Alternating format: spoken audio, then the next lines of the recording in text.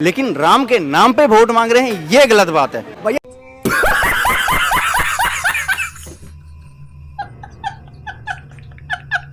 तू पढ़ रहा होगा आज की तारीख में, हम तो पढ़े हुए ही नहीं है ना। कांग्रेस को पढ़ने का मौका मिला ही नहीं हमें इतना। पहले नकल मारने काम हो गया, तुम्हें दे रहे हैं आजकल। एक बात बताओ, दूध दही आप ले रहे हो वो अलग है, उसके बाद आप एजुकेशन ले रहे हो वो अलग है, रोड पे दे रहे हो वो अलग है। 2014 से पहले हम हाथों में लाते थे। ठीक है समझ गया ठीक है। अभी जो कोरोना हुआ क्या हुआ, सबको मिला, कुछ ना कुछ से मिला, दवाई फ्री की मिली, किसी पैसे तो नहीं लिए। कोई ठेला लगा रहे हैं, चाय बेच रहे हैं, आपकी जो इनकम है वो जीविका होती है साहब। कांग्रेस के टाइम पे ही आया हाँ। तो जिसके टाइम में जो आया वो तो बोला जाएगा। 370 कहाँ हटी है पहले तो मुझे ये बता। जम्मू कश्मीर में हटी है भाई मेरे। 370 क्या है? 370 मतलब वहाँ पे हमें सब जैसे मतलब वो भी हल्का फुल्का करते थे तो बंद कर देते वहाँ पे पहले। खत्म, bye bye, tata, goodbye, गया। मतलब पहले हमारे जम्मू कश्मीर में वो जब पाकिस्तान ने हमला करा था जम्मू कश्मीर जाके बस नहीं सकते थे, ठीक है। लेकिन अब 370 हटने के बाद वहाँ पे बस भी सकते हैं। वहाँ पे जो हाँ सर कितने लोग सर नहीं 370 हट हाँ। मैं आपको बता देता हूँ, 370 धारा केवल बोलने के लिए हटी है। अरे बाप रे, ये तो धोती खोल रहा है। कानून से 370 धारा अभी हटी नहीं है। आप कानून के जो अनुच्छेद हैं उनको उठा के देख लीजिए। 70 या समथिंग केसेस अभी 370 के चल रहे हैं। अगर 370 हटी है तो या तो वो केस बंद कर दीजिए आप, अगर हट गई तो फिर केस चलाने का तो मतलब ही नहीं बनता। हाँ, तो फिर हटा दीजिए उसको भी।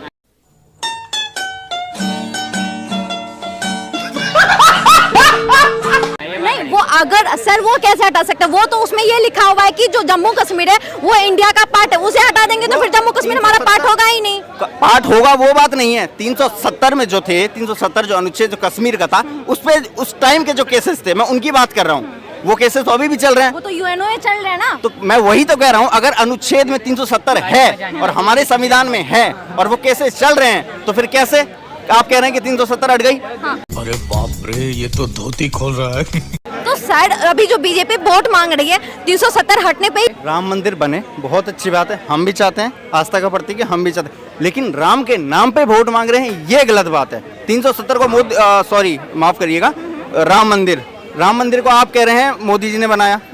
मोदी जी ने कैसे बनाया राम मंदिर, पहले तो ये बता दीजिए। राम मंदिर जो है उन्हीं के टाइम में बनवाया नहीं उन्होंने नहीं बनवाया। हाँ। आप कुछ टाइम पहले कर रहे थे ना, कांग्रेस के टाइम पे ही आया हाँ। तो जिसके टाइम में जो आया वो तो बोला जाएगा। तो अच्छी बात है, टाइमिंग की बात मैं कह रहा हूँ हमारे भी श्रद्धा के प्रतीक राम है, हम ये नहीं कर रहे, लेकिन राम के नाम पे आप ये कह रहे हैं कि हमने राम मंदिर बनाया। आप कहिए हमने ये रोजगार लाए हैं। तो मोदी जी ने कांग्रेस ने 24 बगी लगाए थे राम मंदिर फैसला। मैं क्या कह रहा हूँ, हम लाए हैं, मैं मना नहीं कर रहा हूँ साहब, इस चीज को मैं भी एग्री कर रहा हूँ। मैं ये कह रहा हूँ, आप ये कहिए राम के मंदिर लाए, हम भी मानते हैं, लेकिन आप ये कहिए कि हमने रोजगार लगाए हैं, ये कहिए हमने ये फैक्ट्री लगाई, इतनों को रोजगार मिला। केवल आप एक राम को लेके आप चल रहे हो। और मैं रोजगार की बात पे सर मोदी जी कहते हैं कि आत्मनिर्भर बनो, उसको लेके उनका रहता है कि आप चाय बेच रहे हो, पकौड़ा बेच रहे हो, वो भी आत्मनिर्भर है, ठीक है, आत्मनिर्भर भारत का निशान है। साहब उन्होंने चाय बेची 35 साल। हाँ। अब या तो उन्होंने चाय बेची होगी। अंजना ओम कश्यप, अंजना ओम मोदी उनका इंटरव्यू ले रही थी तो वो कह रही कि मैंने 40 साल भीख मांग के खाया। अब ये तो साहब 65 साल तो यही हो गए, तो मुख्यमंत्री कब थे?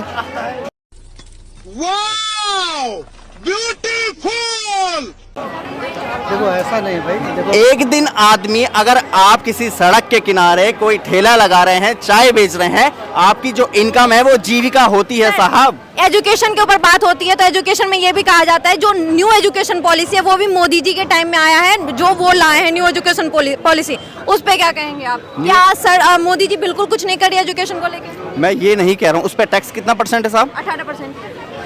फिर जो सुविधा तो मिले आपको चीजों की। तो इस पे सर आपको पता है कि 18% टैक्स है, तो यहाँ पे बुक्स जो है वो भी फ्री मिल रही है, ठीक है, उस पे टैक्स। मैं बता दूं, ये डिग्री मैं छोड़ दीजिए, मैं डिप्लोमा वाला हूँ, 2 बुकें हैं मेरे पास। हाँ। 2 बुक्स की कॉस्ट मार्केट में कितनी है?